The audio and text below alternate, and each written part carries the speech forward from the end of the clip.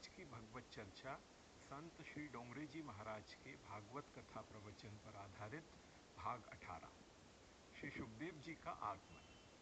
सुखदेव जी महाराज गुरु नहीं हैं, सुखदेव जी महाराज सदगुरु हैं, भगवान की प्रेरणा से आए हैं। सुखदेव जी महाराज ने राजा के मस्तक के ऊपर हाथ रखा है, राजा कृतार्थ हुआ है। राजा ने 2 प्रश्न किए हैं, जिसका मरण समीप में है उसको क्या नहीं करना चाहिए और क्या करना चाहिए, मुझे समझाओ, मानव का कल्याण हो ऐसा उपदेश करो। सुखदेव जी महाराज प्रसन्न हो गए।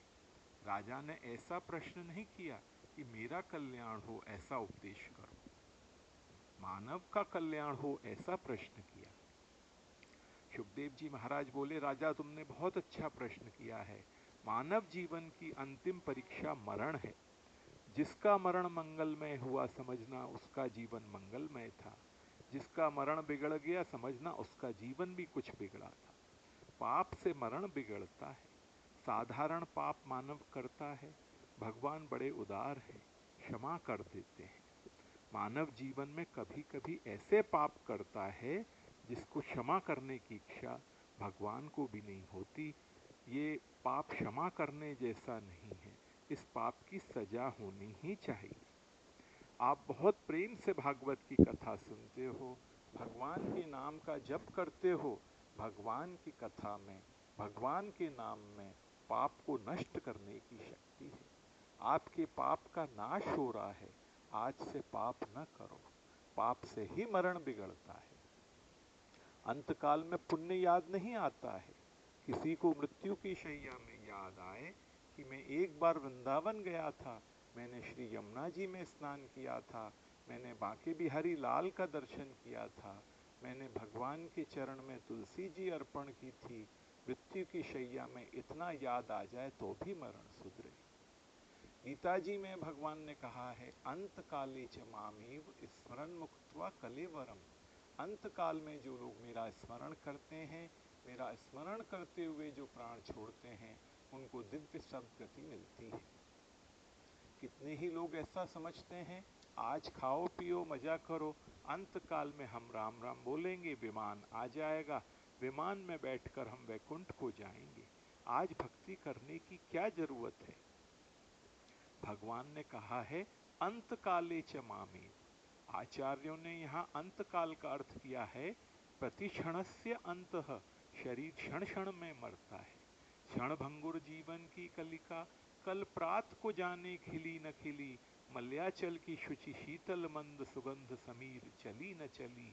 कली काल कुठार लिए फिरता तन, नम्र पे चोट झिली न झिली। रटले हरि नाम अरि रसना, फिर अंत समय पे हिली न हिली। शरीर क्षण क्षण में मरता है, प्रति क्षण भक्ति करो। जो क्षण का दुरुपयोग करता है वह दुखी होता है, जो कण का दुरुपयोग करता है वह दरिद्री होता है। एक कण का भी दुरुपयोग मत करो, एक कण से अनेक जीवों का पोषण हो सकता है। जो कण और क्षण दोनों का सदुपयोग करता है, उसका जीवन और मरण मंगलमय हो जाता है।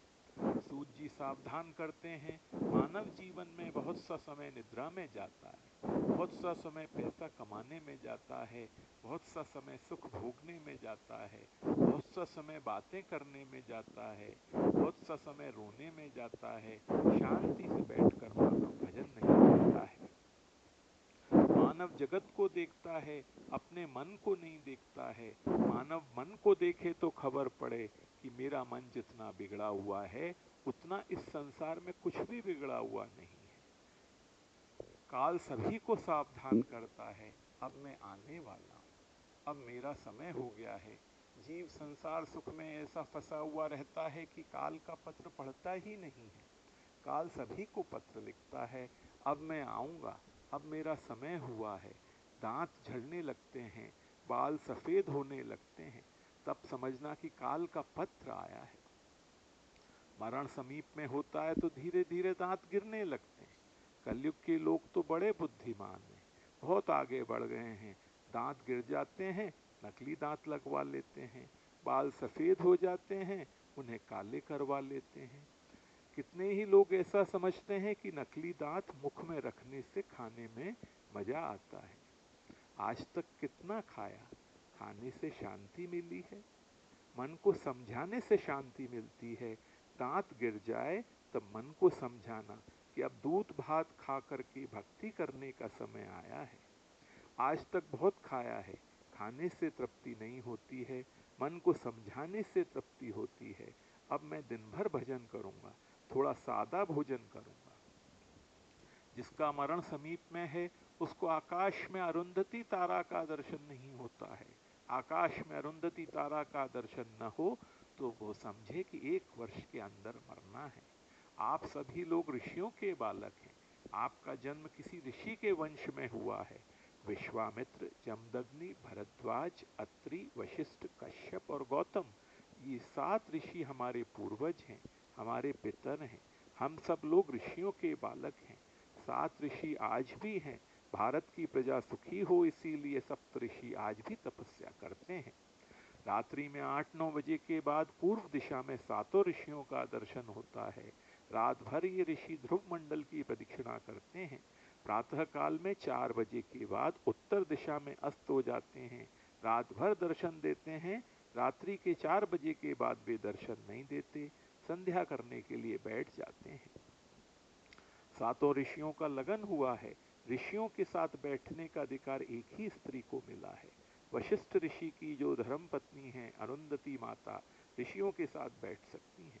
ऋषियों की सभा में अरुंधति माता को बहुत मान मिलता है। पुराणों में अरुंधति माता की कथा आती है। जब माता सभा में आती हैं तब बड़े बड़े ऋषि खड़े हो जाते हैं। सभा में अरुंधति माता को साष्टांग वंदन करते हैं। अरुंधति वशिष्ठ ऋषि की धर्म पत्नी है। वशिष्ठ जी के साथ में अरुंधति का तारा होता है। जिसको आकाश में अरुंधति तारा का दर्शन न हो वह समझे 1 वर्ष में मेरा मरण होने वाला है। आपको घबराने के लिए कथा नहीं है, सावधान करने के लिए कथा है। सावधान हो जाओ। अब अंत में डोंगरे जी महाराज एक लक्षण बताते हैं, इसे कभी भूलना नहीं, याद रखना, काम आएगा। डॉक्टर में विश्वास रखो, अति विश्वास रखना नहीं। अति विश्वास ऋषियों में रखो।